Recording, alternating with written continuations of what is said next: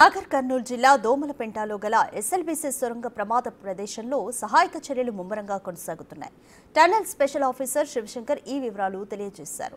గురువారం tunnel inlet office దగ్గర సహాయక బృందాల సమీక్షా సమావేశం నిర్వహించారు. ప్రమాదంలో చిక్కుకున్న వారిని గుర్తించేందుకు సహాయక బృందాలు అవిశ్రాంతంగా కృషి చేస్తున్నట్లు చెప్పారు.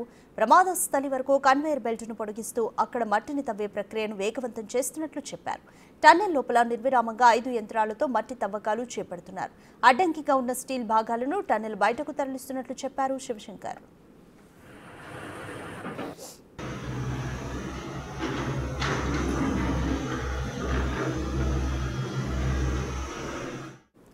నిరంతరాయంగా వస్తున్న నీటి ఊటను పంపుల ద్వారా తరలిస్తున్నట్లు చెప్పారు స్పెషల్ ఆఫీసర్ శివశంకర్. సహాయక బృందాలకు అవసరమైన యంత్ర సామాగ్రిని ఎప్పటికప్పుడు అందుబాటులో ఉంచుతున్నట్లుగా చెప్పారు ఆయన. క్షేత్రస్థాయిలో పనిచేస్తున్న సహాయక సిబ్బందికి అవసరమయ్యే అన్ని వసతులపై ప్రత్యేక శ్రద్ధ పెడుతున్నట్లుగా తెలిపారు.